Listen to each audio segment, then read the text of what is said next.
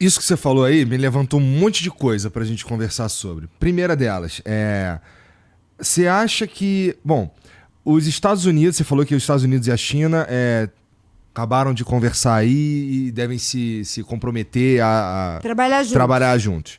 Pois é. Nesse sentido, cara, você acha que, putz, você confia mesmo? Porque assim, os caras meio que precisam queimar petróleo. Senão eles teriam que investir uma grana numa outra fonte de energia que essa daí já tá lá e tal. Deve ser um certo problema para eles fazer essa transição a ponto de realmente se comprometer de trabalhar junto para diminuir a... Acho que você levantou um tema que é muito importante. Para lidar com essas questões, uma coisa fundamental é confiança. Porque se trata do futuro e da vida de mais de 8 bilhões de seres humanos. Uhum. E o que está em jogo é a permanência da vida. Essa questão, ela é um risco distribuído para todos. Não tem aonde se esconder. Pela primeira vez, a humanidade produziu uma crise que alcança geográfica e demograficamente a humanidade e o planeta inteiro. Então, você não tem aonde se esconder. É um recado que nós temos que dar conta. Os países que são detentores de tecnologia, de conhecimento, eles sabem muito mais do que nós a gravidade do que está acontecendo. Então, quando você vê uma conversa nesse nível de países que estão numa situação bastante intensa de escalada de conflito em outros campos da geopolítica. Mas nesse assunto estão dizendo que vão trabalhar juntos. E a opinião pública internacional, mundial, está cobrando das grandes potências que não levemos a essa situação de imenso sofrimento para a humanidade. Nós temos 2 vetores que podem levar a grandes destruições. Né? O arsenal nuclear existente no mundo pode acabar com tudo. E o problema da mudança do clima. O problema do arsenal nuclear é perigosíssimo, né? E só que nós sabemos, ele está ali, tem que ser controlado. No caso da mudança do clima, é todo mundo emitindo CO2 e como tentando se tivesse enriquecer. E como se tivesse sem culpa. Correto? Entendo. Ninguém... Porque tu não tá atacando alguém que pode retaliar imediatamente. Especificamente. Por exemplo, quando você vê, morreram 40 pessoas porque teve uma enchente. Ou pessoas perderam toda a sua safra, toda a sua lavoura porque teve uma seca. Ou morreram milhares e milhares de pessoas porque teve uma onda de calor.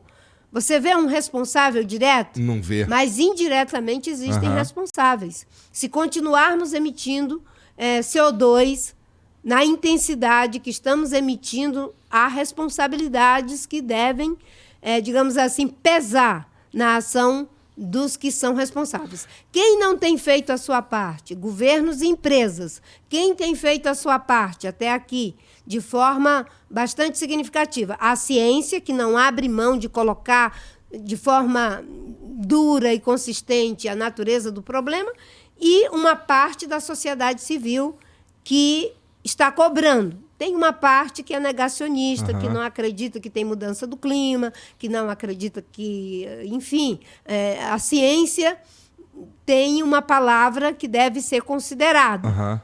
Tá. E assim, tem uma outra relação que eu não sei até que ponto existe discussão sobre isso, mas esses países, a gente está falando de... Bom, a China, que é milenar, a gente tem a Europa... esses países, assim, eles meio que se desenvolveram em cima da queima de petróleo, de carvão, ao longo dos anos aí, das décadas. E assim, se fosse para... É que assim, nesse caso, o Brasil, por exemplo, a gente tem menos culpa, eu acho, do que a Europa, do que outras sociedades. Nesse sentido, assim, esses caras, dá pra gente dizer, a grosso modo, que esses caras enriqueceram ou alcançaram um certo desenvolvimento por meio de não prestar muita atenção em mudança climática. Talvez não era uma questão, então, e agora é. Mas, e aí tem uma cobrança que todo mundo tem que trabalhar junto. Eu entendo ela perfeitamente. Mas, assim,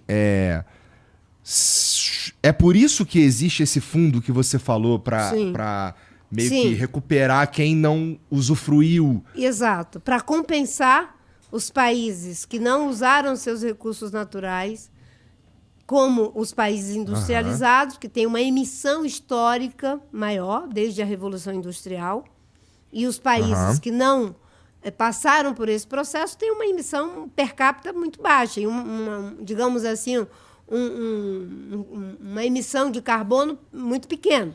Comparado com eles, sim. Comparada com eles. O problema é que, nesse momento, a atmosfera não faz a diferença. Não quer saber. Né? Se você tem... A Amazônia, por exemplo, ela tem um estoque de carbono equivalente a 10 anos de emissão do planeta inteiro. Jogar esse carbono na atmosfera é como se estivéssemos jogando uma bomba atômica aí, porque leva a um desequilíbrio, como se fosse um efeito dominó em relação aos oceanos, em relação às correntes marinhas, enfim, a tudo. Tá.